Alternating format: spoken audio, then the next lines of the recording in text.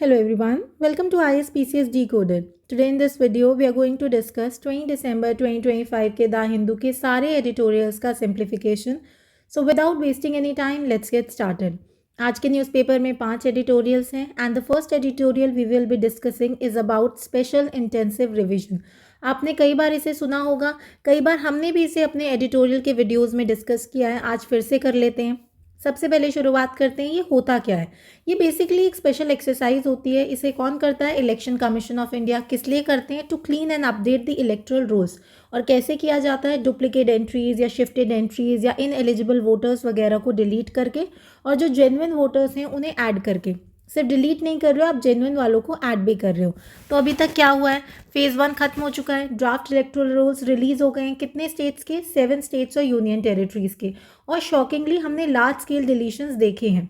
Around 97 lakh voters तो तमिलनाडु से ही हमने देख लिया एंड 58 लाख वोटर्स हमने देखे हैं वेस्ट बंगाल से.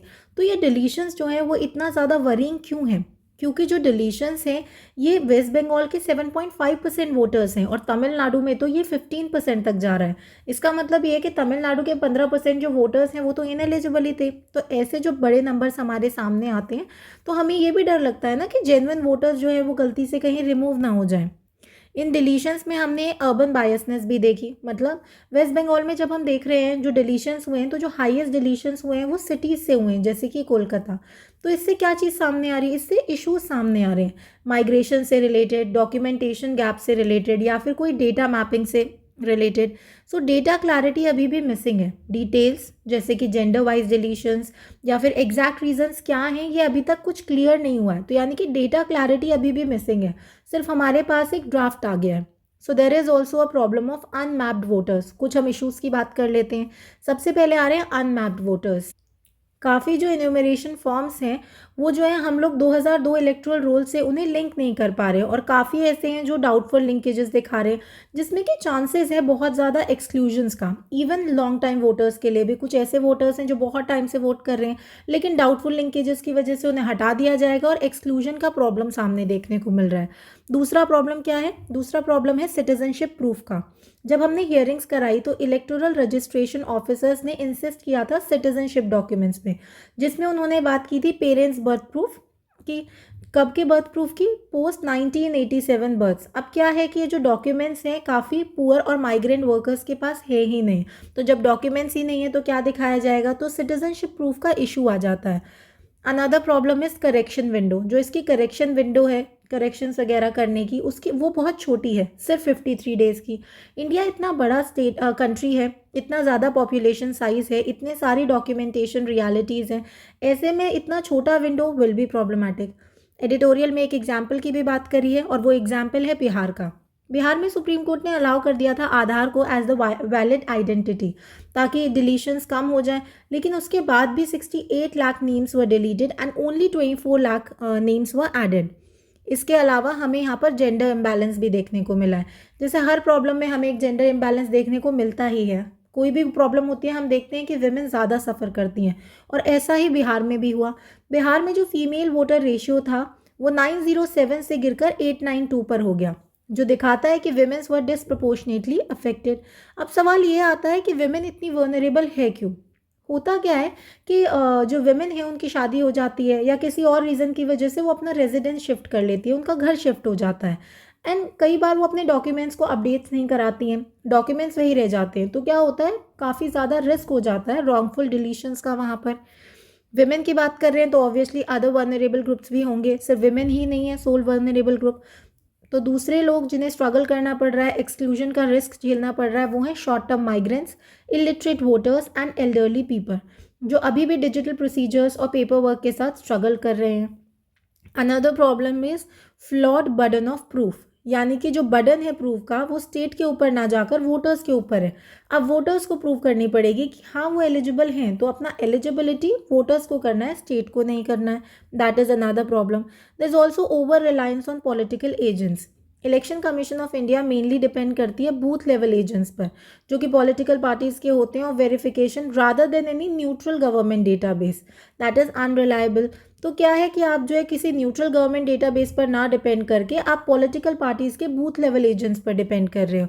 सो there is over reliance on political agents. दूसरा प्रॉब्लम क्या है, ये बूथ लेवल ऑफिसर्स का एडमिनिस्ट्रेटिव प्रेशर। अब हो क्या रहा है कि इनको जो है टाइट गाइडलाइंस दे दी गई है, वर्कलोड हैवी कर दिया गया है, और कई स्टेट्स जैसे कि केरला, वहाँ पे स्पेशल इंटेंसिव रिवीजन के साथ साथ लोकल बॉडी इलेक्शंस भी चल रहे हैं, जिससे कि और ज़्यादा टाइटनिंग देखने को मिल रही है। अब ऐसे माहौल में क्या होता है, ऐसी सिचुएशन में, कि एरर्स के चांसेस बहुत ज़्यादा बढ़ जाते हैं। इसमें सुप्रीम कोर्ट का रोल क्या है? सुप्रीम कोर्ट ने इलेक्शन कमीशन ऑफ इंडिया को एडवाइस किया था कि उनको अपना जो व्यू है towards the citizens of the country sympathetic रखना चाहिए, और ग्राउंड रियलिटीज़ को ध्यान में रखकर थोड़ी सी टाइमलाइंस को एक्सटेंड कर देना चाहिए। Then there is also constitutional questioning pending, यानी कि मतलब जो कॉन्स्टिट्यूशनलिटी है SIR की, वो अभी भी अनडिसाइडेड है, कोई क्लैरिटी नहीं है उसके ऊपर, जिस वजह से कन्फ्यूजन अभी भी हो रही है। So what is the core concern? Core concern यही है कि अगर हम स्पीड पे ध्यान दें विदाउट द सेफगार्ड, तो इससे मास डिसइनफ्रेंचाइजमेंट हो सकता है, जिससे कि हमारी free and fair elections directly harm हो सकती है, जो कि हमारा एक बेसिक डेमोक्रेटिक प्रिंसिपल है। तो सवाल ये आता है कि हमें करना क्या चाहिए, व्हाट शुड बी डन। हमें टाइमलाइंस को एक्सटेंड करना है, डॉक्यूमेंटेशन डिमांड्स को रिलैक्स कर देना है, गवर्नमेंट डेटाबेसेस को हमें यूज़ करना चाहिए rather than the political agents, और हमें इंक्लूजन को प्रायोरिटाइज करना चाहिए ओवर द स्पीड। तो हमारी ये प्रॉब्लम सॉल्व हो जाएगी। अनदर आर्टिकल और another editorial which we will be discussing today is about Kerala 2.0। तो ये किस बारे में बात करता है? ये कहता है कि केरला जो कभी ह्यूमन डेवलपमेंट का रोल मॉडल था, आज वो इकोनॉमिक, गवर्नेंस, इकोलॉजिकल और मॉरल क्राइसिस से गुजर रहा है। सो क्रॉस रोड्स पे देखने को मिल रहा है हमें केरला। क्रॉस रोड्स का मतलब क्या होता है? क्रॉस रोड्स का मतलब होता है कि स्टेट के पास दो रास्ते हैं, या तो वो अपने ओल्ड फेलिंग सिस्टम के साथ कंटिन्यू करे, या फिर वो डीप स्ट्रक्चरल रिफॉर्म्स चूज करे। There is also debt crisis जो कि केरला फेस कर रहा है। अब ऐसा हो क्यों रहा है? अब प्रॉब्लम ये है कि केरला जो है वो लॉन्ग टर्म डेवलपमेंट के लिए बोरो नहीं कर रहा है, बल्कि अपनी डेली एक्सपेंसेस जैसे कि सैलरीज, पेंशन्स, इन सब के लिए वो बोरो कर रहा है। और आज सिचुएशन ये है कि डेट रीपेमेंट पर ज़्यादा पैसा जा रहा है डेवलपमेंट से ज़्यादा, कि आप अपनी डेट रीपेमेंट कर रहे हो, उस पर ज़्यादा पैसा दे रहे हो, डेवलपमेंट पे इतना पैसा दे ही नहीं पा रहे हो, तो वो लॉन्ग टर्म के लिए ठीक है ही नहीं। इसका मतलब है वीक रेवेन्यू मॉडल। स्टेट का जो रेवेन्यू मॉडल है वो काफ़ी वीक है। स्टेट की इकोनॉमी जो है वो ज़्यादातर रेमिटांसेस, लिकर टैक्स और लॉटरी पर डिपेंडेंट है। ये स्ट्रॉन्ग इकोनॉमी का साइन नहीं है। Another problem is jobs in youth migration. Quality jobs की कमी की वजह से जो हमारे केरला के यूथ हैं वो दूसरे स्टेट्स में या फिर अब्रॉड माइग्रेट कर रहे हैं। इससे क्या हो रहा है? इससे टैलेंट ड्रेन हो रहा है, और केरला और ज़्यादा रेमिटांस डिपेंड बन जाता है। इसका मतलब ये है कि प्रॉब्लम वापस आ रही है, यानी कि जॉब्स नहीं है तो यूथ जा रहा है, टैलेंट ड्रेन हो रहा है, और ऑलरेडी हम लोग रेमिटांसेस पर डिपेंडेंट हैं तो और ज़्यादा हो जाते हैं। There is also entitlement culture बढ़ गया है, जैसे कि नौकोकोली जैसे प्रैक्टिसेस और फ्रीक्वेंट हड़ताल से क्या है, एंटरप्रेन्योरशिप को डिस्करेजमेंट मिलती है और डिग्निटी ऑफ लेबर को डिस्टॉर्ट कर देते हैं। तो इससे क्या हो रहा है? वर्क कल्चर और मॉरल इशू देखने को मिल रहा है। गवर्नेंस फेलियर भी देखने को मिल रहा है। गवर्नेंस जो है वो ज़्यादातर पार्टी सेंट्रिक हो गई है, पीपल सेंट्रिक नहीं रही है, और इंस्टीट्यूशंस वीक हो रहे हैं, ओवर पॉलिटिसाइजेशन हो रहा है, रूटीन एडमिनिस्ट्रेटिव डिसीजंस भी पॉलिटिकल लेंस से देखे जा रहे हैं। तो हो यही रहा है कि इनएफिशिएंसी आ रही है, डीले आ रहा है, और पब्लिक ट्रस्ट इरोजन हो रहा है। रेगुलेशन बहुत ज़्यादा हो गई है, बहुत ज़्यादा रूल्स और परमिशंस इन्वेस्टमेंट और एंटरप्राइजेस को चोक कर देते हैं। अच्छी इंटेंशन वाले रूल्स भी प्रैक्टिकल बैरियर्स बन जाते हैं। तो इस वजह से डेवलपमेंट में प्रॉब्लम आ रही है, इकोनॉमिक रिवाइवल में प्रॉब्लम आ रही है। Then governance reform suggested. Control based approach से निकलकर हमें फैसिलिटेशन मॉडल की तरफ शिफ्ट कर देना चाहिए। So facilitation model is the need of the hour. Unnecessary rules को हटाओ, अप्रूवल्स को फास्ट करो, डिजिटलाइजेशन बढ़ाओ, और one Kerala permit single window system ले आओ। केरला सिर्फ रेमिटांस और कंजम्पशन पर ज़्यादा नहीं रह पाएगा, और अभी वहीं से उसके पास आ रहा है। उसे प्रोडक्टिव और इनोवेशन बेस्ड इकोनॉमी बनाना होगा, उसे अपनी इकोनॉमी को रीथिंक करना होगा, रेमिटांसेस से ज़्यादा सोचना होगा। तो कौन से ऐसे फ्यूचर ग्रोथ सेक्टर्स हैं जहाँ पर केरला अपने डेवलपमेंट के बारे में सोच सकता है? बहुत सारे हैं, जैसे कि सबसे पहले एग्रीकल्चर, हाईटेक एग्रीकल्चर ले आए। मरीन इकोनॉमी का उसके पास एडवांटेज है, ports and logistics, green technology, artificial intelligence, quantum technology, biotech, eco tourism, space related sectors and many more. बहुत सी ऐसे सेक्टर्स हैं जिसके बारे में केरला सोच सकता है। नेक्स्ट आता है, ऑब्वियसली जब वो सेक्टर्स के बारे में सोच रहा है तो एंटरप्रेन्योर सपोर्ट उसे देना प्रोवाइड करना पड़ेगा। सो स्टार्टअप्स को सपोर्ट, विमेन एंटरप्रेन्योर्स के लिए micro finances, digital skills, investors confidence के लिए उसे इन्वेस्टर प्रोटेक्शन एक्ट, ये कुछ स्टेप्स करने होंगे। देन डायस्पोरा का भी रोल है। एनआरआईज को इन्वॉल्व करने के लिए Kerala development bonds, return migration incentives और ग्लोबल मलयाली टैलेंट का उन्हें यूज़ करना चाहिए। टूरिज्म का नया मॉडल लाओ। टूरिज्म को सिर्फ साइट सीइंग नहीं बल्कि कम्युनिटी बेस्ड कल्चरल और वेलनेस एक्सपीरियंस बनाओ। एलोपैथी ला सकते हैं, आयुर्वेद ला सकते हैं, होलिस्टिक हीलिंग ला सकते हैं। अगर आप ट्रैवलिंग के साथ उन्हें एक्सपीरियंसेस भी देंगे तो लोग ज़्यादा आएंगे, उससे आपके पास रेवेन्यू आएगा and this can become one of the segments also for your economic revival model. अब सिर्फ इकोनॉमी के बारे में नहीं सोचना है, हमें एजुकेशन के बारे में भी सोचना है। एजुकेशन में क्या प्रॉब्लम है? ये प्रॉब्लम ऑलमोस्ट हर स्टेट में है। एजुकेशन सिस्टम जो है वो एग्ज़ाम ओरिएंटेड ज़्यादा है, जबकि फोकस होना चाहिए क्रिटिकल थिंकिंग, लाइफ स्किल और रियल वर्ल्ड एक्सपोजर पर। अब कैसे करेंगे हम इसे करेंगे हम इंटर्नशिप्स के through. Another problem is health sector warning.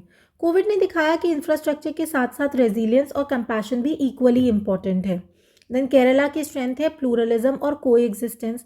Rising intolerance के टाइम पे डायलॉग और एम्पैथी को रीइंफोर्स करना ज़रूरी है और अपनी कल्चरल फाउंडेशन को इसको स्ट्रांग बनाना बहुत इंपॉर्टेंट है। उसके अलावा एवरीडे क्राइसिस की अगर हम बात करें तो 3 अर्जेंट एवरीडे क्राइसिस हैं जो केरला को एड्रेस करने हैं। वो है एनवायरनमेंट, ड्रग्स और स्ट्रे डॉग्स। ये 3 ऐसी प्रॉब्लम्स हैं जो केरला में बहुत ज़्यादा बढ़ गई हैं और ये सिर्फ पॉलिसी इश्यूज़ नहीं है, डेली लाइफ और पब्लिक सेफ्टी के इश्यूज़ भी हैं। सबसे पहले हम एनवायरनमेंट देखेंगे। एनवायरनमेंट के लिए हम लोग clean and green Kerala mission 2020 urgently हमें चाहिए, जिस पे हमें फोकस करना चाहिए। बिकॉज क्या है ना कि क्वेरीइंग, सैंड माइनिंग और एंक्रोचमेंट रिवर्स और फॉरेस्ट को डिस्ट्रॉय कर रहे हैं, तो हमें इस पर फोकस करना होगा। जो दूसरी प्रॉब्लम है वो है ड्रग्स की, जो कि यूथ में है। अवेयरनेस और स्ट्रिक्ट एनफोर्समेंट और फंक्शनल और ह्यूमेन डी एडिक्शन सेंटर्स हमें बनाने होंगे, सिर्फ मॉरल लेक्चर से काम नहीं हो पाएगा। And lastly stray dogs and rabies का issue. Rabies death governance failure दिखाते हैं। एनिमल बर्थ कंट्रोल प्रोग्राम को सीरियस और साइंटिफिक तरीके से इम्प्लीमेंट करना होगा। Lastly political stagnation. जो पॉलिटिक्स है हमारी केरला की, वो लेफ्ट वर्सेस राइट के बाइनरी में अटकी हुई है। रियल डिवाइड है cynicism versus possibility. So what is the central message of this editorial?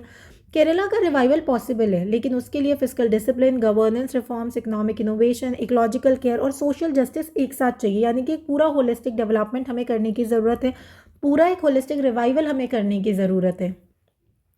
So what is the final call? Final call यही है कि अब सिर्फ कंप्लेन करने का टाइम नहीं है। एक्टिव रिन्यूअल, बोल्ड रिफॉर्म्स और यूनिटी के साथ केरला अपना फ्यूचर रिक्लेम कर सकता है। Another editorial is about Telangana. आज हमारे एडिटोरियल साउथ के बारे में ही है। सो तेलंगाना में क्या है देखते हैं। तेलंगाना के रीसेंट रूरल बॉडी इलेक्शंस यानी कि आरएलबी इलेक्शंस में कांग्रेस बैक कैंडिडेट्स ने 50% से ज़्यादा सीट्स जीती। जो रिजल्ट जो है बहुत शॉकिंग नहीं है, बल्कि स्टेट के पॉलिटिकल पैटर्न के अकॉर्डिंग ये एक्सपेक्टेड ही था। सो इनके इलेक्शंस का नेचर क्या है? आरएलबी यानी कि रूरल बॉडी इलेक्शंस जो है ऑफिशियली नॉन पार्टीसन होते हैं, लेकिन ग्राउंड रियलिटी में political parties openly candidate support करती हैं, फंडिंग और कैंपेन रिसोर्सेज भी देती है। इसलिए ये इलेक्शन जो है प्रैक्टिकली पार्टी कॉन्टेस्ट बन जाते हैं। तेलंगाना का पॉलिटिकल पैटर्न जो है वो देख लेते हैं। जैसे कि हमने ऊपर देखा कि ये पॉलिटिकल पैटर्न के अकॉर्डिंग ही इनका रिजल्ट आया, तो पैटर्न है कैसा? तेलंगाना में एक क्लियर ट्रेंड देखने को मिला है। जो पार्टी स्टेट में पावर में होती है वही रूरल लोकल बॉडी इलेक्शंस में अच्छा परफॉर्म करती है। अब तेलंगाना को हम लोग करते हैं केरला से कंपेयर। केरला जैसे स्टेट्स में आरएलबी इलेक्शन ज़्यादा कॉम्पिटिटिव होते हैं और रूलिंग पार्टी को ऑटोमेटिक एडवांटेज नहीं मिलता। तेलंगाना में ये कॉन्ट्रास्ट क्लियरली दिखता है। इस पैटर्न के मेन रीजंस क्या हैं? इसके 2 की रीजंस हैं। पहला ये है कि जो स्टेट वेलफेयर स्कीम्स हैं उनका डायरेक्ट लिंक विलेजेस तक, और दूसरा है रूरल एलिट्स का रूलिंग पार्टी के साथ अलाइनमेंट। ये दोनों ही फैक्टर्स कांग्रेस के फेवर में गए। Another factor is Revanth Reddy factor. Telangana का पहला कांग्रेस गवर्नमेंट है, led by first MLA CM A Revanth Reddy. उनकी गवर्नमेंट के अर्ली वेलफेयर डिसीजन का पॉलिटिकल रिटर्न पोल्स में दिख रहा है। 2019 के अगर हम लोकल बॉडी इलेक्शंस की बात करें तो 2019 में स्टेट फॉर्मेशन के बाद पहली बार लोकल बॉडी इलेक्शंस पोल हुए थे, और उस वक्त जो है टीआरएस ने 7000 ग्राम पंचायत जीती थी और कांग्रेस ने सिर्फ 2700 पर रुक गई थी। लेकिन अभी उल्टा हो गया है। 2019 रिजल्ट का मतलब क्या है? वो रिजल्ट दिखाता है कि इनकम्बेंट पार्टी ने वेलफेयर डिलीवरी के थ्रू रूरल पावर को कंसोलिडेट कर लिया था। सेम लॉजिक अब कांग्रेस के केस में रिपीट होता हुआ दिख रहा है। So what is the current result का कोर मैसेज? अभी ये जो रिजल्ट्स आए हैं इसका मैसेज क्या है? वो देखते हैं। इस बार जो है, अगर हम इस बार के रिजल्ट की बात करें तो वो ये सजेस्ट करता है कि कांग्रेस के इलेक्शन प्रोमिसेस ग्राउंड लेवल पर रेजोनेट करने लगे हैं। मतलब सिर्फ प्रोमिसेस नहीं, कुछ डिलीवरी भी तो हुई होगी, तभी तो इलेक्शंस में जीत उन्हें मिली है। Now another one is the Rythu Bharosa scheme. Ritu basically बारिश को कहते हैं या लैंड रिलेटेड होता है, तो एग्रीकल्चर जैसा ही कुछ होगा। देखते हैं अब। ना कांग्रेस की फ्लैगशिप स्कीम ऋतु भरोसा, लैंड अंडर कल्टीवेशन के लिए 12,000 पर एकड़ per year direct cash transfer, जो अभी राइट नाउ कंट्री में बहुत चल रहा है, डीबीटीज वगैरह। और लैंडलेस एग्रीकल्चरल हाउस होल्ड्स को भी सेम एनुअल सपोर्ट, यानी कि सिर्फ उन्हें नहीं जिनके पास लैंड्स हैं, उन्हें भी जो लैंडलेस एग्रीकल्चरल हाउस होल्ड्स हैं, दोनों को ही ये लोग एनुअल सपोर्ट दे रहे हैं। कितना? 12,000 पर एकड़। ना बीआरएस के ऋतु बंधु से डिफरेंस क्या है? पहले ऋतु बंधु 10,000 पर ईयर सिर्फ लैंड ओनर्स तक सीमित था, लेकिन कांग्रेस ने इसे ब्रॉडर और मोर इंक्लूसिव बना दिया, लैंडलेस लेबरर्स को यानी कि लैंडलेस फार्मर्स को भी इसमें इंक्लूड करके, which is a very good step. Now why cash transfers matters? आजकल कैश ट्रांसफर बहुत हो रहा है, तो इतना मैटर क्यों करता है? क्योंकि ये स्कीम फार्मर्स को वर्किंग कैपिटल प्रोवाइड करती है, जिससे वो सीड्स, फर्टिलाइजर्स और डेली फार्मिंग कॉस्ट के लिए, जो इलेक्शंस में स्ट्रॉन्ग रूरल अपील बनाता है। नाउ बीसी रिजर्वेशन इशू, उसका बैकग्राउंड क्या है? स्टेट लेजिस्लेचर ने 42% BC reservation in local bodies pass किया था बेस्ड ऑन 2024 कास्ट सर्वे, लेकिन हाईकोर्ट ऑर्डर के चलते इम्प्लीमेंटेशन रुक गया था। ये इशू कैंपेन का सेंट्रल टॉपिक नहीं बना, लेकिन ऑलमोस्ट सारी पार्टीज ने ज़्यादा बीसी कैंडिडेट्स फील्ड किए, जो कि सिग्नल करता है कि सोशल रिप्रेजेंटेशन का मैसेज। अब हुआ ये कि ज़्यादा बीसी कैंडिडेट्स का मतलब था कि पार्टीज ग्राउंड सोशल रियलिटीज़ को एड्रेस करने की कोशिश कर रही है, जो कि रूरल वोटर्स के लिए इम्पॉर्टेंट है। वेलफेयर के साथ साथ गवर्नमेंट रिक्रूटमेंट में कुछ प्रोग्रेस भी हुई, जो कि यूथ और फैमिलीज़ के लिए पॉजिटिव सिग्नल बना। सो गवर्नमेंट रिक्रूटमेंट फैक्टर देखने को भी मिला। इस रिजल्ट को पूरा 2 साल पुराना कांग्रेस गवर्नमेंट का रेफरेंडम कहना थोड़ा ज़्यादा हो जाएगा। सो रेफरेंडम का डिबेट उसमें दिया हुआ है, तो ये कहना थोड़ा ज़्यादा ही है, लेकिन उनका पॉलिटिकल मैसेज इग्नोर करना भी गलत हो जाएगा। सो ऑपोजिशन के लिए क्या वार्निंग है उसमें? सो बीआरएस जो मेन ऑपोजिशन है, उसके लिए ये वर्डिक्ट जो है एक वार्निंग है। अभी तक उनके पास स्ट्रॉन्ग रूरल काउंटर नैरेटिव नहीं दिख रहा है। So what is the big picture take away from this editorial? Rural elections दिखाते हैं कि वेलफेयर डिलीवरी, सोशल रिप्रेजेंटेशन और अर्ली गवर्नेंस सिग्नल्स मिलकर कांग्रेस के फेवर में काम कर रहे हैं। Another one is the significance of a strong defence industrial base. So ये एडिटोरियल बात करता है डिफेंस इंडस्ट्रियल बेस के बारे में। तो पहला सवाल यही है कि ये मैटर क्यों करता है, क्यों चाहिए हमें? इंडिया का डेवलप नेशन 2047 गोल सिर्फ इकोनॉमी और सोशल सेक्टर से नहीं होगा, बल्कि स्ट्रॉन्ग स्ट्रैटेजिक कैपेबिलिटी से भी लिंक्ड है, और डिफेंस इंडस्ट्री इस कैपेबिलिटी का बैकबोन है। सो ये डिफेंस इंडस्ट्रियल बेस होता क्या है? सिंपल मीनिंग देखते हैं इसका। डिफेंस इंडस्ट्रियल बेस का मतलब होता है कि देश के अंदर ही वेपन्स, इक्विपमेंट, प्लेटफॉर्म्स, टेक्नोलॉजी और स्पेयर पार्ट्स बनाना और मेंटेन करना, यानी कि हम सारी चीज़ें उन्हें बनाना, उन्हें मेंटेन करना, सब कुछ हम अपनी कंट्री के अंदर ही कर रहे हैं, यानी कि डोमेस्टिकली कर रहे हैं ना। पुरानी प्रॉब्लम्स क्या है? पास्ट प्रॉब्लम ये थी कि इंपोर्ट डिपेंडेंस बहुत था। काफ़ी सालों तक इंडिया की डिफेंस मैन्युफैक्चरिंग पॉलिसीज़ काफ़ी रेस्ट्रिक्टिव रही। क्यों? क्योंकि डोमेस्टिक प्राइवेट कंपनीज़ को एंट्री नहीं थी, लेकिन फॉरेन प्राइवेट कंपनी से इंपोर्ट जो है फ्रीली हो रहे थे। सो इससे क्या होता है? वनरेबिलिटी। इस पॉलिसी से इकोनॉमिक लॉस और नेशनल सिक्योरिटी रिस्क दोनों हुए। वॉर या क्राइसिस में सप्लाई चेन्स ब्रेक हो जाती थी, जो कि हमारी स्ट्रैटेजिक वीकनेस बन जाती थी। तो लास्ट कुछ सालों में मेजर पॉलिसी शिफ्ट देखने को मिला है। प्राइवेट सेक्टर की एंट्री हुई है, लिबरल एफडीआई नॉर्म्स आए, ऑर्डिनेंस फैक्ट्री बोर्ड का कॉर्पोरेटाइजेशन किया और मेक कैटेगरी को बूस्ट दिया, यानी कि रिफॉर्म्स का टर्निंग पॉइंट आया। अनदर थिंग इज जो हमने अभी ऊपर देखी, दैट वाज कॉर्पोरेटाइजेशन। जो ऑर्डिनेंस फैक्ट्री बोर्ड है उसको गवर्नमेंट डिपार्टमेंट से कॉर्पोरेट स्ट्रक्चर में कन्वर्ट किया गया।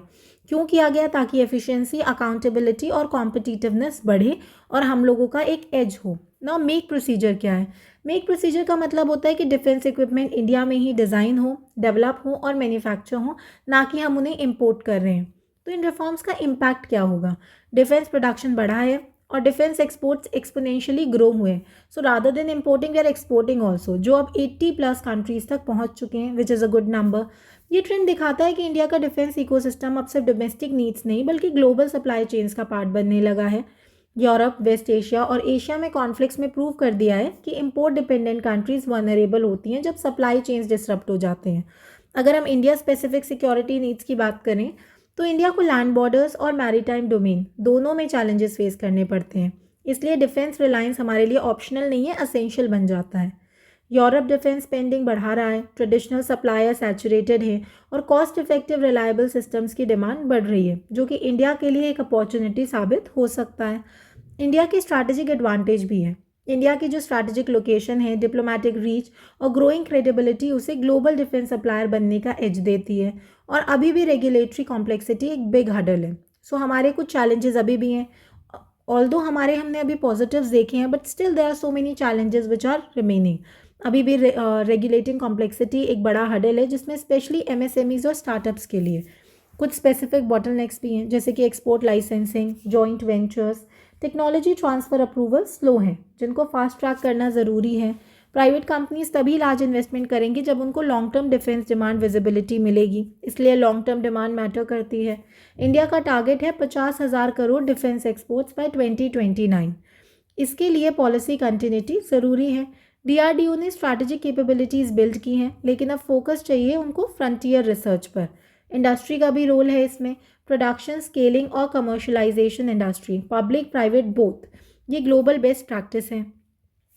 एक डेडिकेटेड प्रोफेशनल एक्सपर्ट एजेंसी होनी चाहिए जो कि सिंगल विंडो इंटरफेस दे और मिनिस्ट्रीज़ के बीच कोऑर्डिनेशन इंप्रूव करे। तो हमें क्या चाहिए? एक एक्सपोर्ट फैसिलिटेशन एजेंसी। फाइनेंशियल और सर्टिफिकेशन इश्यूज भी हैं। इंडियन फर्म्स को cheap credit, reasonable testing timelines और इंटरनेशनल सर्टिफिकेशन स्टैंडर्ड्स की ज़रूरत है। Export financing tools, integrated testing facilities, international certifications और government to government deals, these are the few things which can improve the competitiveness. Now we have to look beyond the business.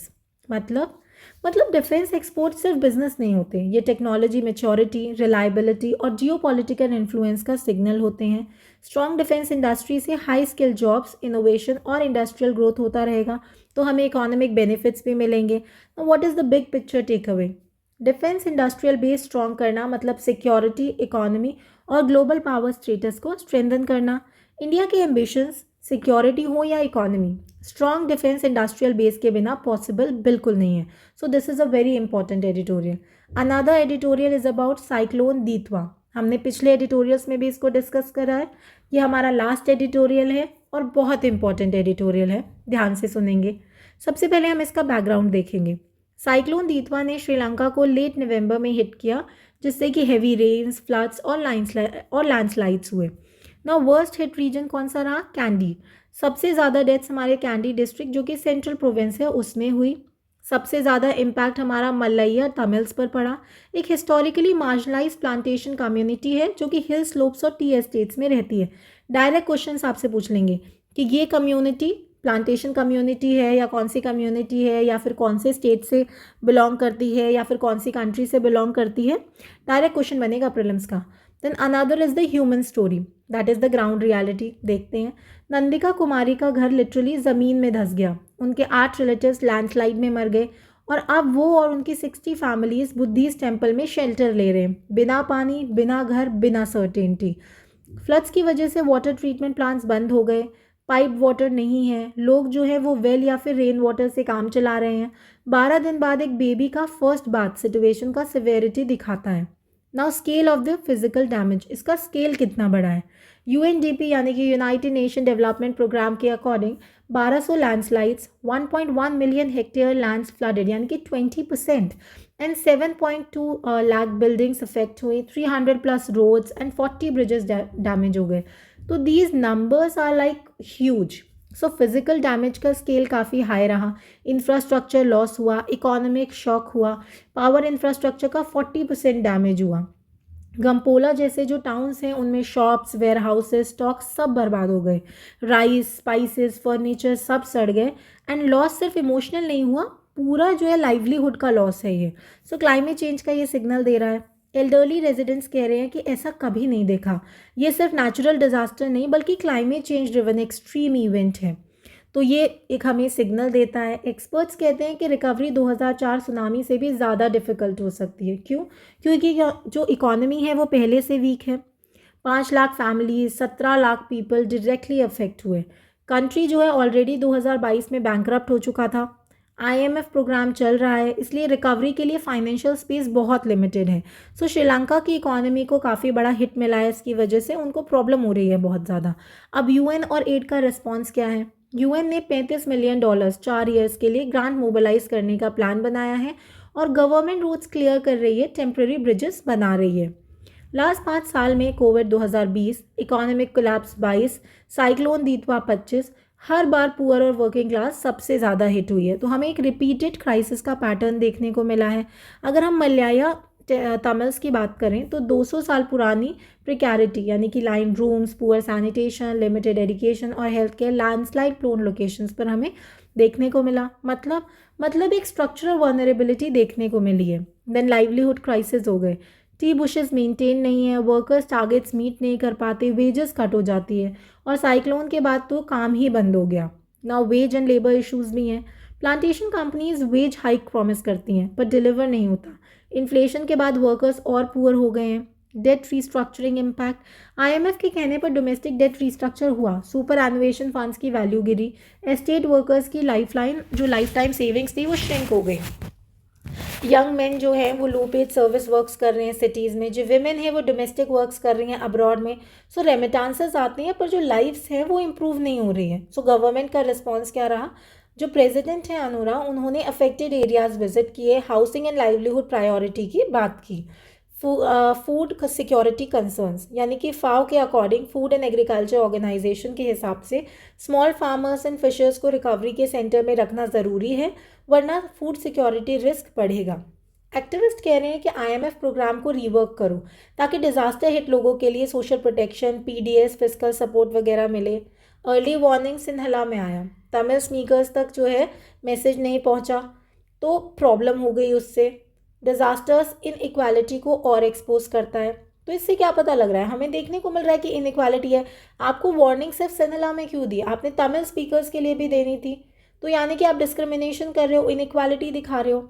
So budget insensitivity भी दिखाता है। Cyclone के बाद भी national budget में कोई major change नहीं आया, उल्टा आईएमएफ से एक्स्ट्रा $200 मिलियन मांगा गया। सो रीबिल्डिंग का मॉडल क्या होगा? पीपल फर्स्ट रिकवरी या आईएमएफ फर्स्ट रिकवरी, ये श्रीलंका का फ्यूचर डिसाइड करेगा। सो what is the real recovery?